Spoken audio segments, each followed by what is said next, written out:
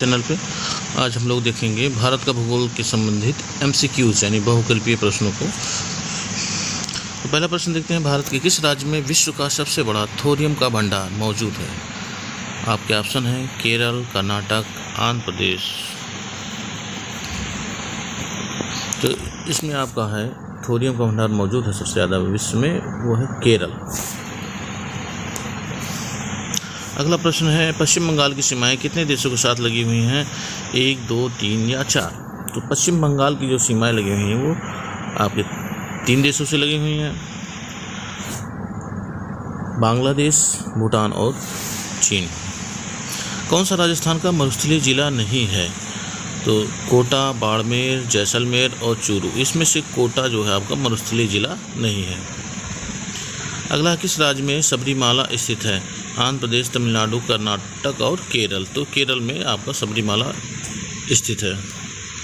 भारत में किस राज्य की सबसे लंबी तटरेखा है? महाराष्ट्र, आंध्र प्रदेश, तमिलनाडु और गुजरात। तो नंबर 1 पे आपका सबसे लंबी तटरेखा आपकी गुजरात की है, दूसरे नंबर पे आंध्र प्रदेश की। भारत में जैव विविधता की दृष्टि से धनी स्थान है?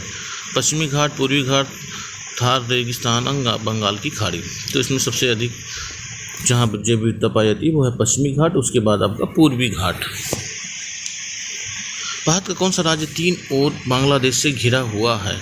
त्रिपुरा, मिजोरम, मेघालय और नागालैंड। तो त्रिपुरा जो है 3 ओर बांग्लादेश से घिरा हुआ है। भारत में चंदन की लकड़ी के लिए प्रसिद्ध राज्य है? असम, केरल, कर्नाटक या पश्चिम बंगाल। तो कर्नाटक जो है इसमें तो चंदन की लकड़ी के लिए सबसे प्रसिद्ध है। सिंह, जिराफ, बाइसन जैसे जानवर किस प्रकार के वन में मुख्यतः पाए जाते हैं? पर्णपाती वन में, घास स्थल में, मरुभूमि में या शंकु वृक्षी वन में। तो इसमें से आपका घास स्थल में ही सिंह, जिराफ और बाइसन जैसे जानवर पाए जाते हैं। चूँकि घास स्थल में ही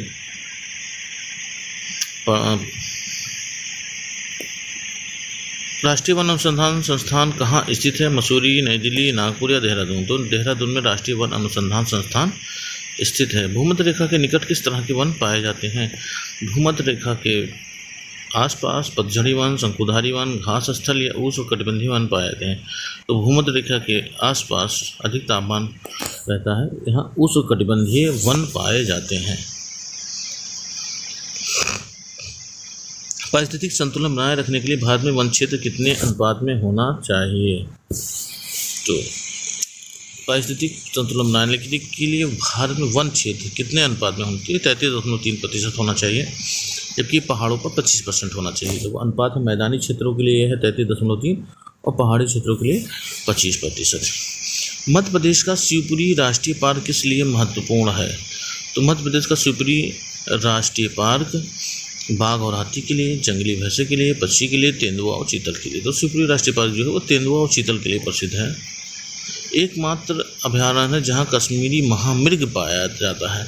तो कान्हा, दाचीग्राम, गिर और मोदुमलाई। तो इसमें से दाचीग्राम में कश्मीरी महामृग पाए जाते हैं, केवल दाचीग्राम। कुगटी वन्य पशु विहार किस राज्य में है? महाराष्ट्र, जम्मू कश्मीर, हिमाचल प्रदेश और उत्तराखंड। तो हिमाचल प्रदेश में कुगटी वन्य पशु विहार स्थित है। साइलेंट वैली में दुर्लभ और नष्ट प्राय पशु कौन सा है? नष्ट प्राय और साइलेंट जो है दुर्लभ हो। कस्तूरी मृग, चीता, शेर की पूंछ जैसा मैकायू, यही है आपका शेर की पूंछ जैसा मैकायू दुर्लभ और नष्ट प्राय पशु है। नागरहोल नेशनल पार्क किस राज्य में स्थित है? मध्य प्रदेश, कर्नाटक, उड़ीसा और राजस्थान। तो ये आपके कर्नाटक में स्थित है नागरहोल नेशनल पार्क। भरतपुर पक्षी अभयारण्य किस राज्य में स्थित है? तो आपके ये राजस्थान में स्थित है। सुंदरवन के जंगल को कहा जाता है मैंग्रोव वन है, सभी जानते हैं। भारतीय वन्य जीव संस्थान स्थित है, ये आपके देहरादून में स्थित है।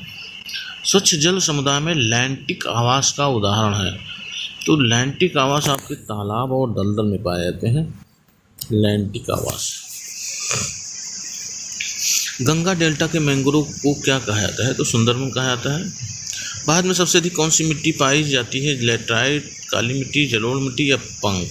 तो इसमें जलोढ़ मिट्टी भारत में सबसे अधिक पाई जाती है, लगभग 46% भाग पर जलोढ़ मिट्टी पाए जाते हैं।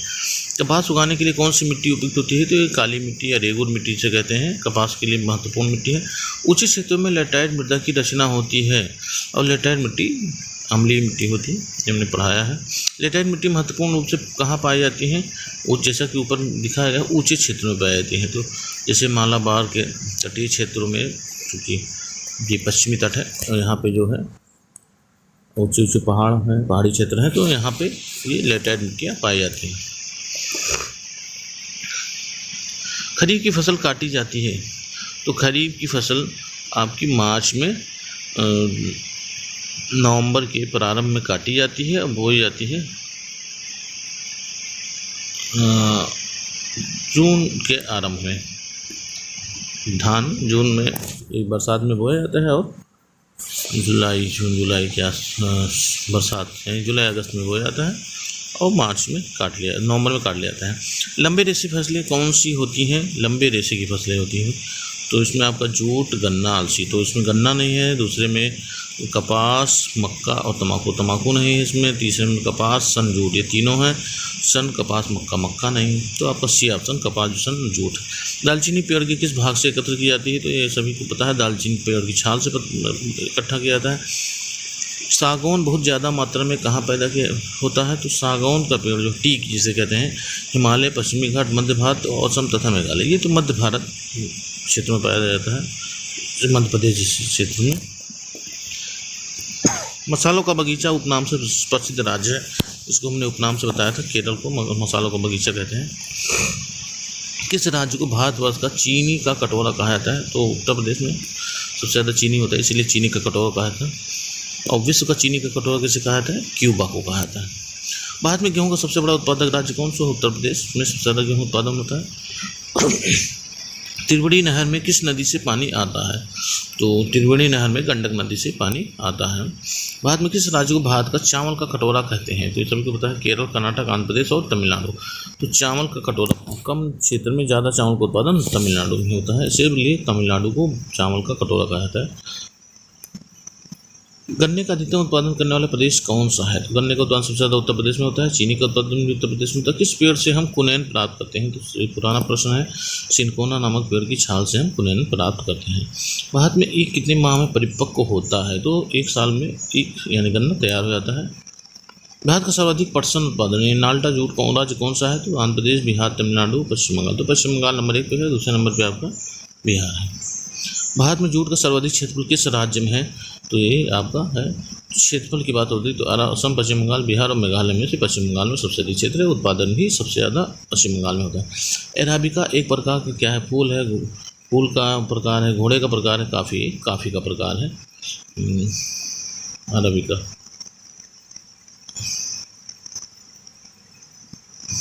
फूल नहीं है, अरेबिका चाय का भी है। अरेबिका चाय का प्रकार है, एक प्रकार का है। देख लीजिएगा इसको एक बार अलग से।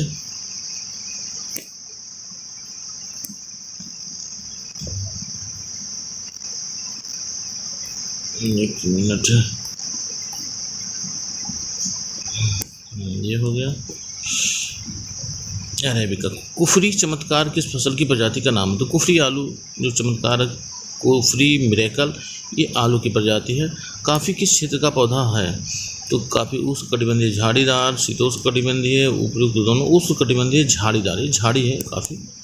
भारत में काजू उत्पादन में मुख्य राज्य कौन सा है? तो केरल, तमिलनाडु, उड़ीसा और पश्चिम बंगाल में। केरल में काजू उत्पादन सबसे अधिक होता है।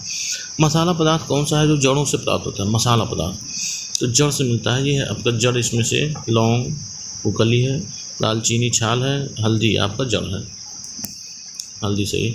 कौन सा राज्य शहतूत कीट उत्पादन में यानी मलबरी कोकून रेयरिंग में अग्रणी है? सबसे ज़्यादा पश्चिम बंगाल, कर्नाटक, कश्मीर और तमिलनाडु में कर्नाटक सबसे ज़्यादा शहतूत कीट पालन में आगे हैं।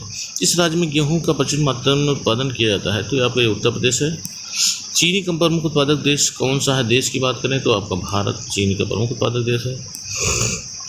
भारत में उगाई जाने वाली अधिकतर कॉफ़ी किस्म, कॉफ़ी वैरायटी कौन सी है? अरेबिका, जो मैंने ऊपर भी बताया, कॉफ़ी का अरेबिका है। हापुस आम का मूल स्थान कौन सा है? तो ये आपका हापुस आम महाराष्ट्र के रत्नागिरी में इसका मूल स्थान है। नीली क्रांति संबंधित है, मछली उत्पादन से संबंधित है नीली क्रांति। तारपीन का तेल यानी टर्पेंटाइन ऑयल कहाँ मिलता है, तो ये चीड़ के पेड़ से मिलता है। खेती की झूम विधि का व्यवहार हुआ करता है। झूम खेती ज़्यादातर नागालैंड में किया जाता है, यानी पूर्वोत्तर के राज्यों में किया जाता है। भारत में कुल्लू घाटी किसकी खेती के लिए प्रसिद्ध है, तो कुल्लू घाटी में सेब की खेती सबसे ज़्यादा होती है। लौंग होता है तने की गाढ़, जड़ की गाढ़, पत्तियां, सूखे फूल, तो इसमें सूखे फूल होते हैं। IR-20 और रत्ना दो प्रमुख किस्में हैं। किसकी ये किस्में हैं? IR-20 ये आपकी धान की किस्म है। वे दो राज्य कौन से हैं जिनमें लौटते हुए मानसून के दौरान प्राय चक्रवात आते हैं, तो ये आपका ये पूर्वी तट के देश हैं, प्रदेश है आंध्र प्रदेश और उड़ीसा, यहाँ प्राय चक्रवात आते रहते हैं। कौन सा भारत का सबसे अधिक आर्द्र स्थान है? मासी नाम सबसे अधिक आर्द्र स्थान है, सबसे ज़्यादा वर्षा यहाँ होता है। वायुमंडल में प्रायः गर्मी कहाँ से आती है, तो वायुमंडल में प्रायः गर्मी आती है चालन, संवहन, विकिरण या सूर्यताप से। तो इसमें सबसे ज़्यादा जो गर्मी प्राप्त होती है वो विकिरण द्वारा प्राप्त होती है, इसके लिए किसी माध्यम की आवश्यकता नहीं होती। भारत में सबसे अधिक कॉफ़ी उत्पादन करने वाला राज्य कौन है, तो ये कर्नाटक में सबसे अधिक कॉफ़ी उत्पादन होता है। भारत में कपास का सबसे बड़ा उत्पादक राज्य कौन सा है? कपास यानी कॉटन। आंध्र प्रदेश, गुजरात, राजस्थान और उत्तर प्रदेश। तो कपास उत्पादन में नंबर 1 पे गुजरात है, नंबर 2 पे आपका महाराष्ट्र है। पौधे के किस भाग में हल्दी प्राप्त होती है, तो पौधे का भाग जड़ का भाग होता है, हल्दी जड़ होता है। नाबार्ड की स्थापना कब हुई थी? 1982 में हुई थी, जुलाई 1982 में हुई थी। मध्य प्रदेश में अफीम की खेती किस जिले में होती है, तो अफीम की खेती मध्य प्रदेश के मंदसौर जिले में होती है। भारतीय दलहन शोध संस्थान कहाँ स्थित है? यह आपके कानपुर में स्थित है। गेहूं का सबसे बड़ा उत्पादक राष्ट्र कौन सा है, तो आपके गेहूं का सबसे बड़ा उत्पादक राष्ट्र चीन है, और धान का भी सबसे बड़ा उत्पादक देश चीन है, गेहूं और धान दोनों का। किस नदी से राजस्थान नहर को निकाला गया है, तो ये राजस्थान नहर यानी इंदिरा गांधी नहर जिसे कहते हैं, इस सतलज नदी से निकाला गया है। कौन से दो राज्य कावेरी जल विवाद से जुड़े हुए हैं? मुख्य रूप से तो 4 राज्य जुड़े हुए हैं, लेकिन कर्नाटक और तमिलनाडु में सर्वाधिक विवाद है, कर्नाटक और तमिलनाडु। इसमें आपके केरल और पुडुचेरी भी जुड़े हुए हैं। सरदार सरोवर परियोजना किस राज्य में? ये आपका गुजरात का मामला था। भारत की सबसे लंबी नदी कौन सी है, तो गंगा नदी भारत की सबसे लंबी नदी है। कहाँ भागीरथी और अलकनंदा मिलकर गंगा बन जाती है, तो ये आपके देवप्रयाग में मिलती है भागीरथी और अलकनंदा, वहाँ पे इसको गंगा के नाम से पुकारा जाता है। दमन गंगा किस नदी का प्राचीन नाम है, तो गोदावरी को दमन गंगा के नाम से जाना जाता है। मेघना किन दो नदियों की सम्मिलित धारा है, तो ये गंगा और ब्रह्मपुत्र की सम्मिलित धारा को मेघना कहा जाता है। भारत की किस नदी को वृद्ध गंगा कहा जाता है? गोदावरी को ओल्ड गंगा के नाम से पुकारा जाता है। भारत का सबसे बड़ा ज्वार नदी मुख यानी लार्ज एस्चुरी किस राज्य के मुहाने पे स्थित है, तो ये आपकी हुगली नदी के मुहाने पे जो स्थित है, तो सबसे बड़ा एस्चुरी है वो स्थित है हुगली नदी के मुहाने पे, पश्चिम बंगाल। गोदावरी नदी का उद्गम स्थल कौन सा है? नासिक, पुणे, मुंबई और सोलापुर। तो ये नासिक से निकलती है गोदावरी। यही पूछा भी गया है कि नासिक किस नदी के किनारे स्थित है, तो नासिक शहर गोदावरी नदी के किनारे स्थित है। रावी नदी का वैदिक नाम क्या है, तो रावी नदी का पुराना नाम है जो वैदिक ऋग्वेद में वर्णित है वो है प्रोसोडवी। और सतुद्री आपका सतलज नदी का है, अस्कनी चिनाब नदी का है। भारतीय मरुस्थल की एक महत्वपूर्ण नदी का नाम है, इंडियन डेजर्ट रिवर का नाम है आपकी लूनी नदी, जो राजस्थान के मरुस्थल में बहती है। ब्रह्मपुत्र नदी किस हिमनद से निकलती है? ब्रह्मपुत्र नदी आपके चेमायुंगडुंग से हिमनद से निकलती है। चेमायुंगडुंग जो चीन में के तिब्बत में स्थित है। तिब्बत में सांगपो कहलाने वाली नदी कौन सी है, तो चीन में ब्रह्मपुत्र को ही तिब्बत में सांगपो को जो है ब्रह्मपुत्र नदी को सांगपो के नाम से जाना जाता है। नागार्जुन सागर बांध कहाँ स्थित है, तो ये आंध्र प्रदेश में स्थित है नागार्जुन सागर बांध, और कृष्णा नदी पर स्थित है। कौन सी नदी बंगाल की खाड़ी में नहीं गिरती है, तो आपकी देखते हैं महानदी आपकी बंगाल की खाड़ी में गिरती है, कृष्णा गिरती है, ताप्ती आपके अरब सागर में गिरती है, जबकि गोदावरी आपकी बंगाल की खाड़ी में गिरती है, तो आपकी ताप्ती नदी हो गई। दुलहस्ती पावर स्टेशन किस नदी पर अवस्थित है? दुलहस्ती आपके चिनाब नदी पर स्थित है, जम्मू कश्मीर की चिनाब नदी।